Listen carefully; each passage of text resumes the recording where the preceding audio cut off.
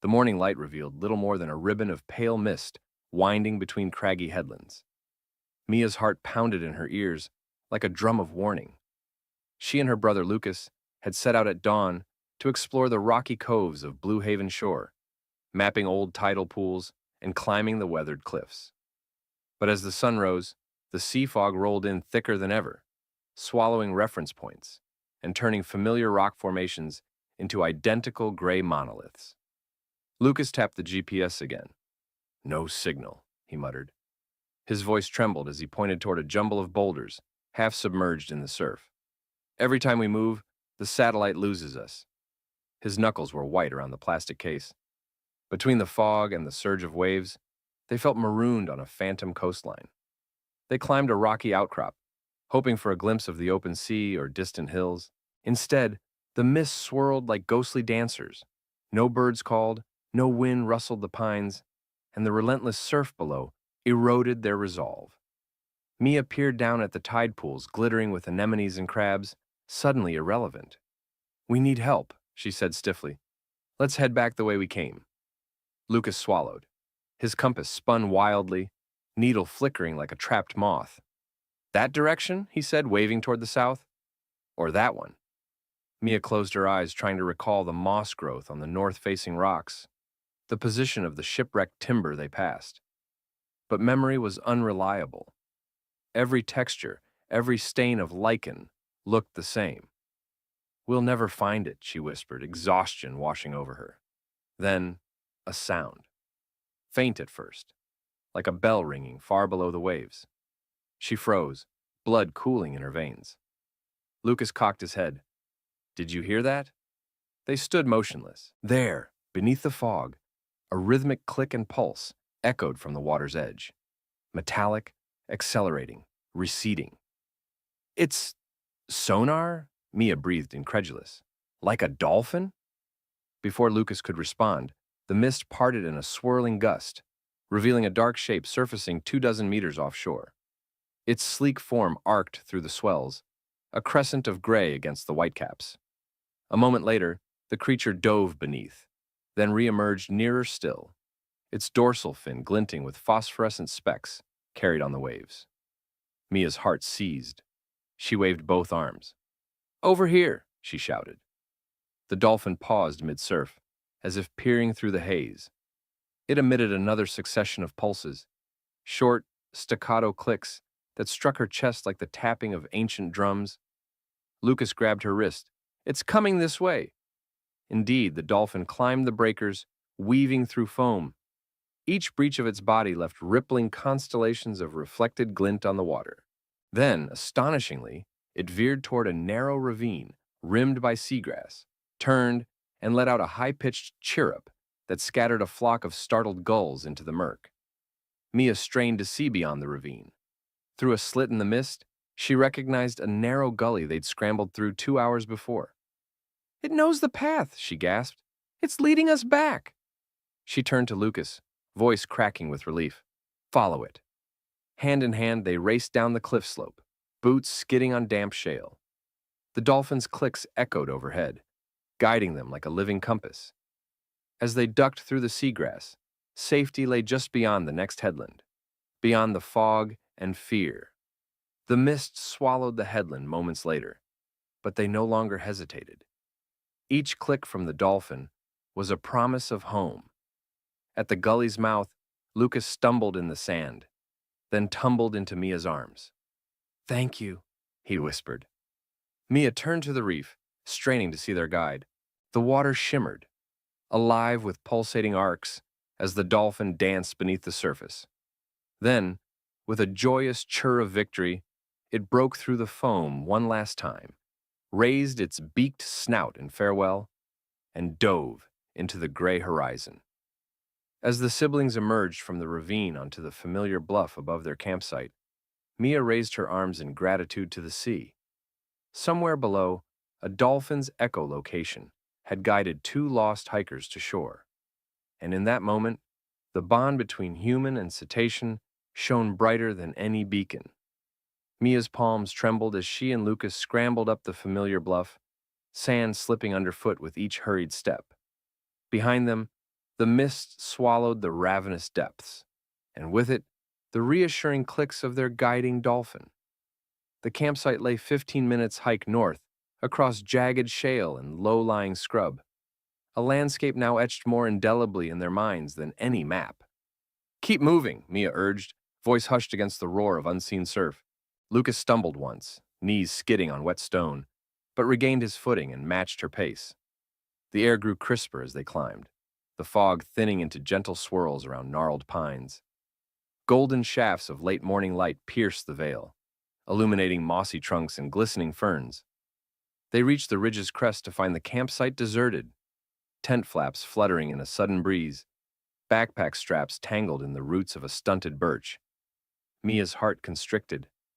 Had they outpaced the ferry they'd planned to catch at dawn? Had their parents grown worried and headed off in search? Shouts of their names echoed across the clearing, swallowed by the forest's hush. Then, a soft click echoed again, distinct and crystalline, from the rocky outcrop below. Mia froze. "There it is," she whispered. Lucas peered over the edge. Far beneath, turquoise water pooled in a narrow chasm, where sea spray drifted like dyed mist. And there, arched against the brine, was the dolphin's sleek silhouette, nose lifted in greeting. "Are you serious?" Lucas murmured. He climbed down toward the chasm's lip, following a narrow hoof path worn into the shale. "It's showing us this place." Mia descended more cautiously. At the bottom, they found a shallow tide pool encircled by granite ledges. The dolphin rose alongside the pool, water sloshing up its flanks as it exhaled in a bubbling hiss. Its eyes, dark, luminous pools, locked onto theirs. Then it clicked twice, and the vibration carried through their boots, down to their bones. "Let's see," Mia said, crouching beside the pool. Fish, tiny silver dartfish, flitted through kelp anchored in the shallows. But at her finger's touch, they scattered. The dolphin dove briefly, fins brushing the water's surface, and returned with a slick of kelp entwined in its beak-like snout. Lucas took the kelp, surprised at its buoyant springiness. "Edible seaweed," he observed, handing Mia a strip. "Dulse or wakame." He sniffed it, a briny aroma, tangy and fresh. "At least this tide pool gives us freshwater runoff. Maybe there's a spring above tide line." Mia drew the strip in front of her nose. Salty ocean sweetness, with a whisper of forest decay. Carefully she chewed, feeling energy fire through her. "Good for electrolytes," she said, wiping her lips, "but not enough to sustain us." The dolphin clicked again.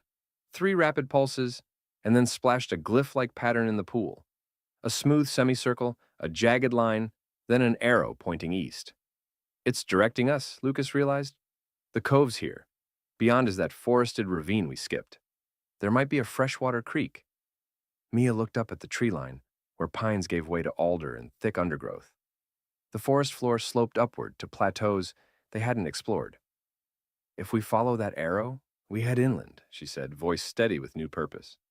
"The creek should run down to a clear, maybe a ranger station." They filled their water bottles with brackish runoff, careful to leave most undisturbed for the returning tide.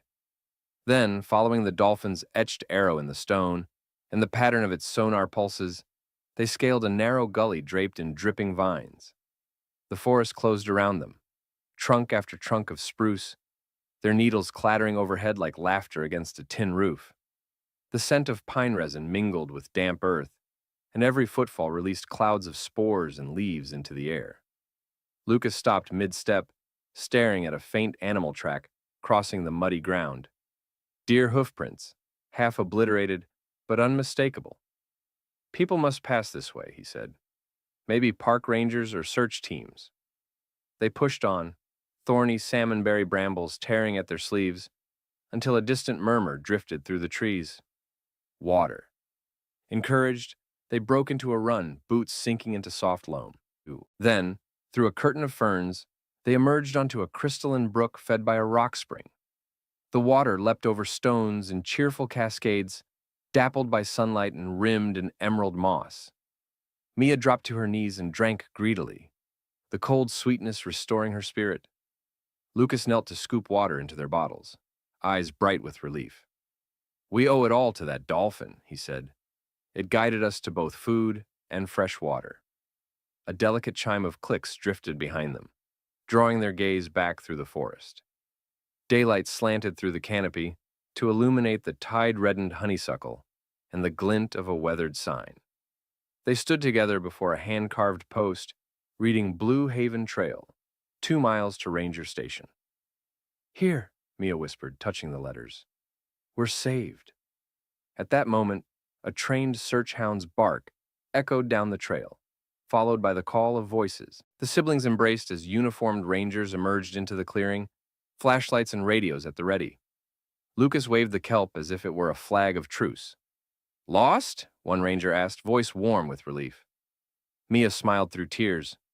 "You could say we had unusual guidance."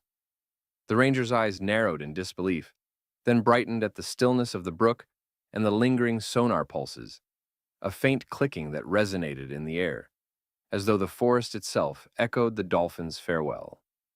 Together, the hikers and their rescuers climbed toward the station, the dolphins' invisible sonar beacon finally fading behind them, its last clicks carried inland by the whisper of wind through the pines. The forest trail narrowed into a sunken ravine as Mia and Lucas pressed onward, water bottles sloshing at their hips and hearts still racing from their miraculous riverside discovery. Shafts of morning light pierced the dense canopy, spotlighting motes of dust and drifting spores. The air was cool and damp, scented with cedar bark and wild mint. Beneath their boots, the soft earth muffled their footsteps, as though the woods themselves conspired to keep them hidden. Mia paused to listen. The distant murmur of the creek had faded, but an entirely new sound emerged, a faint, rhythmic clicking that vibrated through leaf and rock. It was subtler here, less insistent than at the tide pool, more echo than direct, yet unmistakable. "The dolphin," she breathed. "Even inland, it's calling to us." Lucas nodded, eyes shining with wonder. "You can hear it?" he asked. He pressed a hand to his chest and closed his eyes. Mia did the same, feeling a gentle reverberation in her ribcage as another click, soft, metallic, rippled through the gorge. "It's guiding us further up," he concluded, "maybe to higher ground or a wider trail." Encouraged, they followed the clicks uphill. Mossy boulders lined the path, their fissures filled with tiny ferns and glittering droplets. From time to time, a click would bounce off the canyon walls in an oscillating chorus, as if the gorge itself amplified the dolphin's sonar. Sunlight glinted on cobwebs spun between tree trunks, transforming them into silken traps for swarming gnats.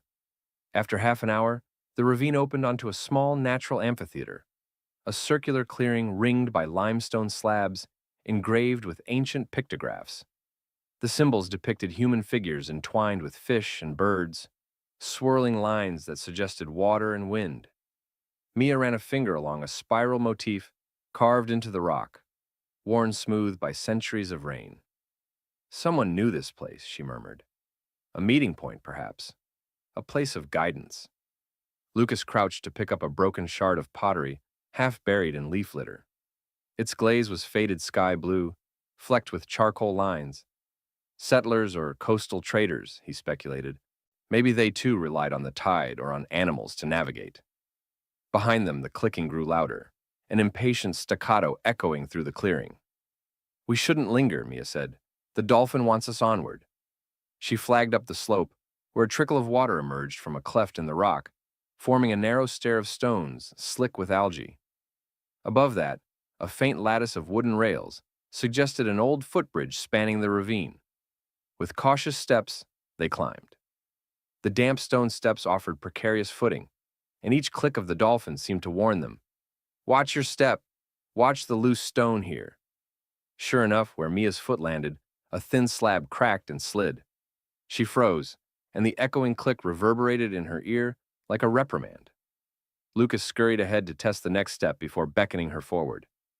At the footbridge's start, they discovered its age-worn timbers sagging beneath a mat of viscous moss, vines hunched over the railings as though clutching them for safety. Lucas tapped one board. It groaned and cracked. "I'll go first," he offered. "Signal me if it's safe." Mia watched, pulse throbbing with dread, as Lucas edged across. His weight creaked each plank. 2 steps in, a section gave way, plunging into the green shadows below. He froze with one foot raised, then leapt to a lower rock shelf, brushing dust from his jeans. "All clear," he called, voice shaky but triumphant. Mia took a deep breath and followed, the gaps in the boards yawning like hungry mouths. Halfway across, the clicking crescendoed, piercing yet urgent. The dolphin was close now, she sensed, as if it hovered unseen just beyond the trees. The final boards held firm beneath her, and she stepped onto solid ground with a shaky exhale. On the far side, the ravine slope steepened into a narrow gorge tunnel. Light was swallowed whole here. Only slivers of sky peeked through tangled branches overhead. Lucas fumbled for his flashlight but remembered the clicking. "Let's trust the dolphin," he whispered. Mia nodded. "We'll follow the echoes." They proceeded in near darkness, guided by sound alone. Every footstep was measured. Every rock and root was probed with fingertips before weight shifted. The gorge walls closed in until they walked single file, backs brushing moist stone. The trees overhead entwined so densely that rain from an earlier shower dripped in slow, deliberate beads. Plip, plip, plip, echoing around them like a metronome. Suddenly, the clicking halted.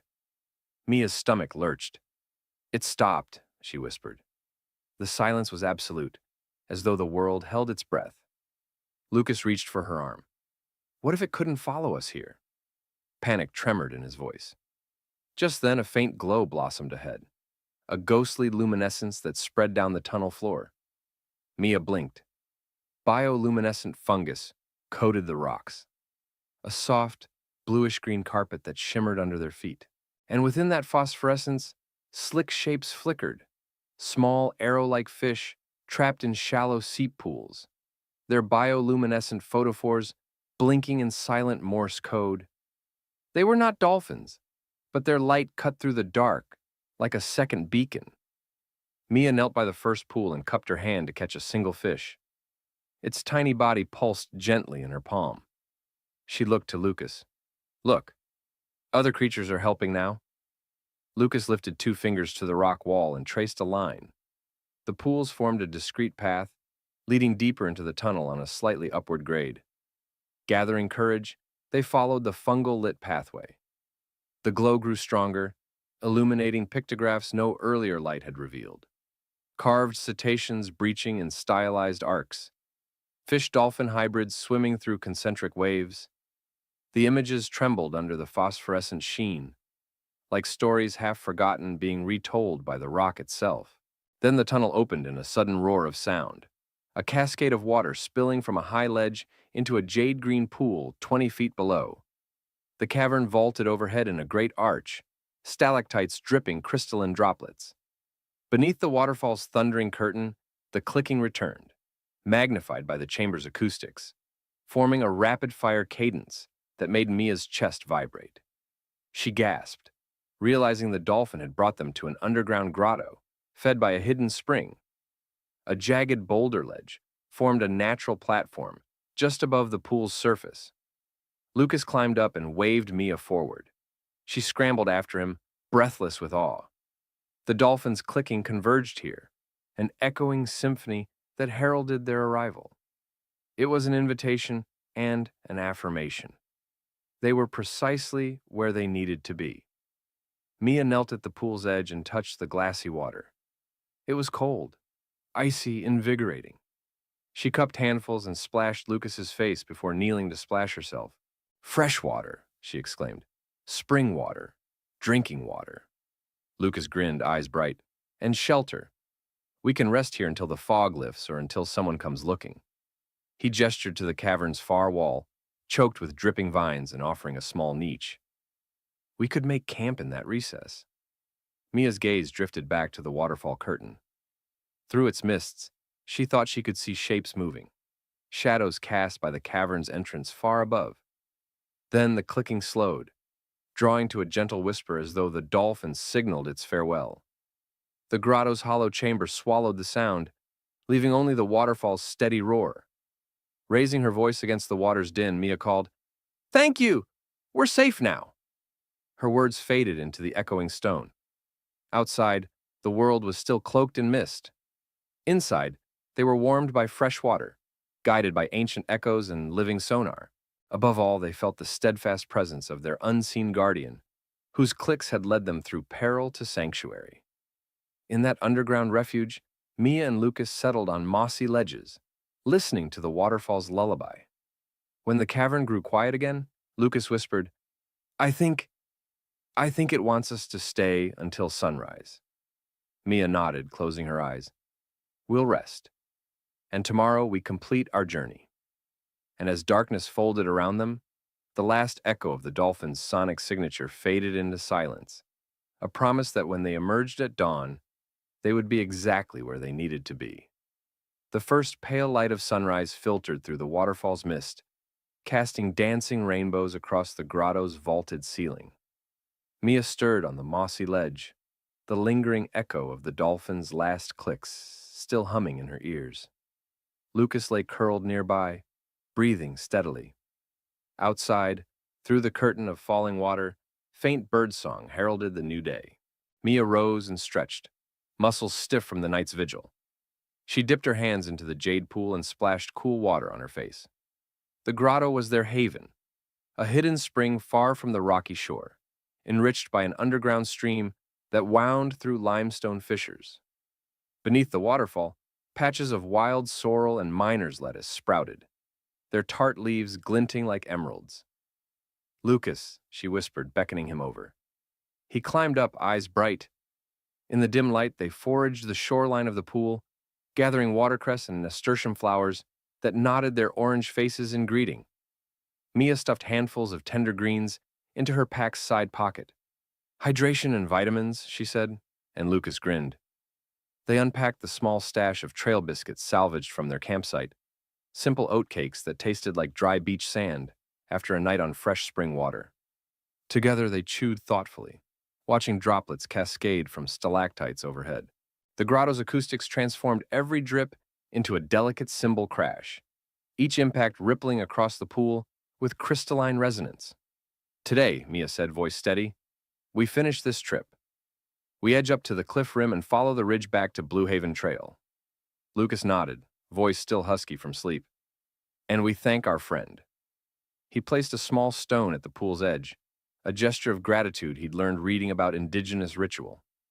Mia added a carved driftwood token they'd found days ago.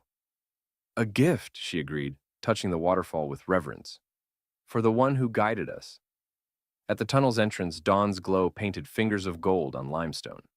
They packed camp, refilled water bottles, and secured their makeshift foraged rations. As they stepped outside, the eagle quiet of the forest greeted them. No clicking now, only the soft rush of water mingled with distant gull cries. The air smelled of pine resin and salt. They resurfaced onto the footbridge, its mossy planks glinting damply.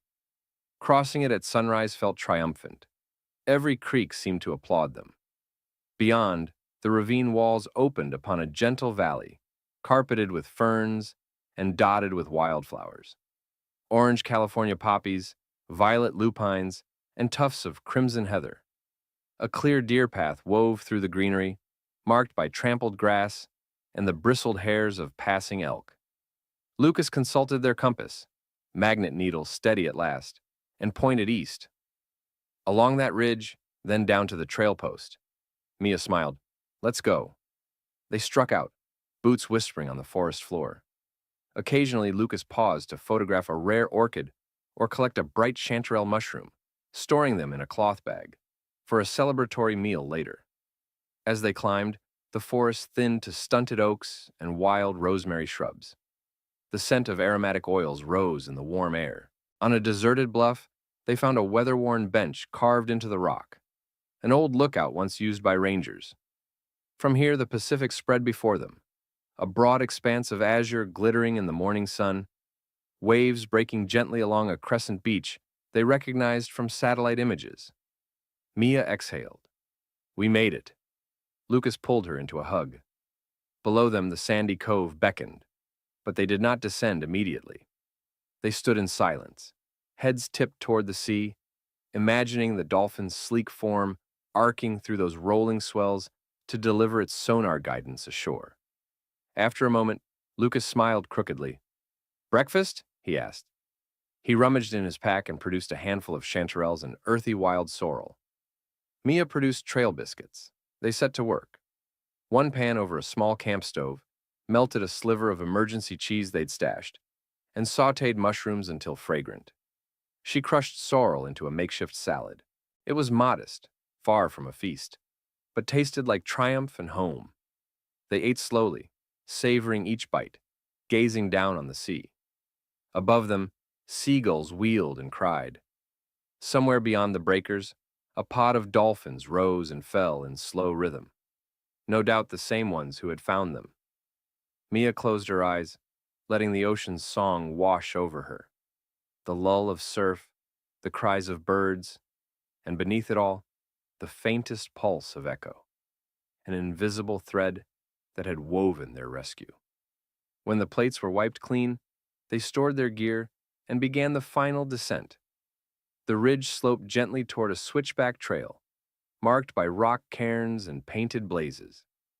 Mia paused at each marker, touching the sun-warmed granite, an unspoken promise to stay on course. As they reached the end of the switchbacks, a signpost appeared. Blue Haven Trailhead, 1 mile to Welcome Center. They whooped in triumph and retraced their steps toward the tiny wooden building where, they knew, water bottles and radios would wait. The morning air was crisp, the sky a canvas of tangerine and azure.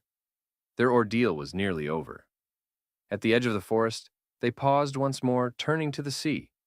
The waves rolled in timeless procession, and though they could no longer hear it, they knew their dolphin sentinel hovered unseen in the deep, its sonar bloom fading into the vast dark. A final, loving bid farewell. The ranger station stood at the foot of the ridge, a modest clapboard structure with a green tin roof and a single smoke plume rising from its chimney. Rangers in forest green uniforms bustled about, filling water jugs and checking maps. At the sight of Mia and Lucas emerging from the trees, one ranger, Sergeant Alvarez, raced forward, radio crackling. "Mia! Lucas! We thought we'd lost you to the tide." His expression turned to stunned disbelief as they embraced him. "You look remarkably well." Mia offered the water bottles. Fresh spring water and guidance. She hesitated, then recounted their rescue. The dolphins clicking, the tide pool, the grotto, the fungus-lit tunnel, the waterfall refuge, and Dawn's Ridge. Lucas chimed in with details about pictographs and floating kelp signals. Sergeant Alvarez listened, brow furrowed. When they finished, he blinked. "A dolphin led you? Inland? To a spring?" He exchanged glances with his fellow ranger, Deputy Chen. "We'll log it in the incident report. But this is unheard of." Elise Moreno, the park's marine mammal specialist, arrived with her field kit. "I heard about your encounter," she said, eyes wide with professional excitement. She retrieved hydrophones from her backpack. "If your dolphin's still in the cove, we might pick up its sonar pattern and track its pod." Lucas grinned nervously. "Wouldn't want to intrude, but could we?" Elise set up the hydrophone array at the cove's mouth. She waded into the shallows, placing sensors on the sand. Within minutes, the hydrophone speaker crackled to life with low-frequency clicks and whistles, the unmistakable signature of bottlenose dolphins. "There," she said, adjusting the gain. "They're still here." Mia knelt beside the equipment and placed a hand on the speaker grill. The clicks pulsed through her palm, a living heartbeat from below. "Thank you," she whispered. Around them, the team nodded in awe. That afternoon, the station organized a small celebration on the beach. A charcoal barbecue sizzled with fresh salmon and foraged greens. Villagers and visitors gathered to hear the siblings' tale. Under a blue banner reading, "Welcome Home, Hikers," people hung hand-printed signs of dolphins leaping above waves. Children painted seashells and set them afloat in the tide. At dusk, Sergeant Alvarez presented Mia and Lucas with framed certificates, honorary dolphin allies of Blue Haven Park. He gave them each a medallion etched with a stylized dolphin and wave. "For your courage and for reminding us of the bond between land and sea." Elise invited them to inspect her hydrophone recordings on a laptop. The spectrogram displayed rising bands of clicks in rhythmic sequences, pulses that matched the intervals Mia had first heard through their tent floor. Your dolphin, she said, likely uses a unique sonar dialect to coordinate feeding, but it adapted that pulse pattern to guide you. Extraordinary. Mia marveled at the glowing waveform. It knew we were lost. She turned to Lucas, and it knew how to lead us. That night, the siblings camped on the beach under canvas tents provided by the park. The surf lulled them to sleep, and in their dreams, they heard the faintest echo of clicks, an ancient language bridging species. In the weeks that followed, Mia and Lucas became ambassadors for ocean awareness. They spoke at schools about marine ecology, lead citizen science beach surveys, and even joined Elise on a small research cruise to calibrate new hydrophone buoys. Each time they slipped on their rubber waders and descended a gangplank, they felt a familiar thrill, proof that the sea, once hostile, had become a source of wonder and kinship. One early morning on deck, Lucas peered through binoculars at a pod of dolphins, bow riding the ship's wave. Their sleek bodies gleamed in the spray, dorsal fins slicing clean arcs through the horizon. "They're back," Lucas said, voice hushed with reverence. "The ones who guided us." Mia stood beside him, heart swelling.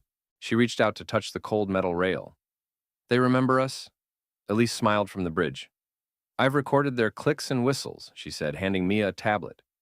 On it, a labeled spectrogram showed a repeating signature, 5 pulses followed by a chirp, identical to the pattern they'd first heard.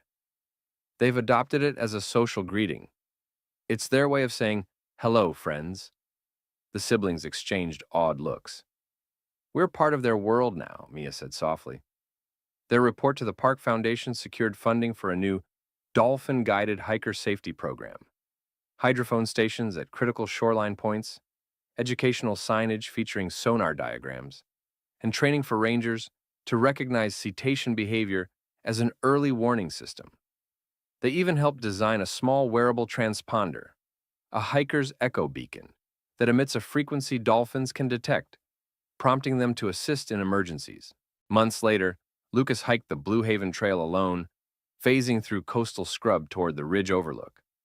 He paused at the same stone bench where he and Mia once broke their fast. With him was the prototype beacon, a small palm-sized device. He pressed its button, emitting a gentle series of pulses. From the waves below, a pod surfaced. Their curiosity piqued. Clicks echoed across the sea-air interface. Lucas smiled and raised a hand. "I'm okay," he called. "Thank you." Years passed, and Mia became a marine biologist, while Lucas pursued environmental engineering. Their bond with the ocean endured in every endeavor. At international conferences, Mia shared the tale of the guiding dolphin, inspiring coastal communities to consider non-human allies in search and rescue. Lucas's designs for acoustic beacons found homes in remote lighthouses and yachts, a testament to technology guided by nature. Back at Blue Haven Park, a permanent interpretive center opened overlooking the cove. Inside, a bronze sculpture of a dolphin arcs above, representations of tide pools, grotto tunnels, and the waterfall chamber, each scene engraved on a circular plinth. Visitors don sonar headsets to hear recorded clicks, experiencing the guiding pulse themselves. Local schools bring students to the center, where docents teach them to listen to the sea. On the sculpture's dedication day, Mia and Lucas stood hand in hand. A pod of dolphins surfaced offshore and performed a synchronized dance, breaching in arcs as though in applause. Mia's voice wavered with pride as she addressed the crowd. "We learned that guidance comes in many forms. Sometimes it's a map, sometimes a compass, but sometimes it's the voice of another species, reaching across worlds through waves and clicks." As the sun dipped low, painting the water in molten gold, Lucas pressed the old carved driftwood token into a bronze plaque at the sculpture's base. Mia laid the final shell, a polished scallop collected from the tide pool entrance. Then, from the shoreline, they listened. Gulls cried overhead, waves lapped at the sand, and faintly beneath it all, the echo of clicks, steady, gentle, and infinite, the enduring heartbeat of kinship between human and dolphin. forged in crisis and carried forward on the tides of hope.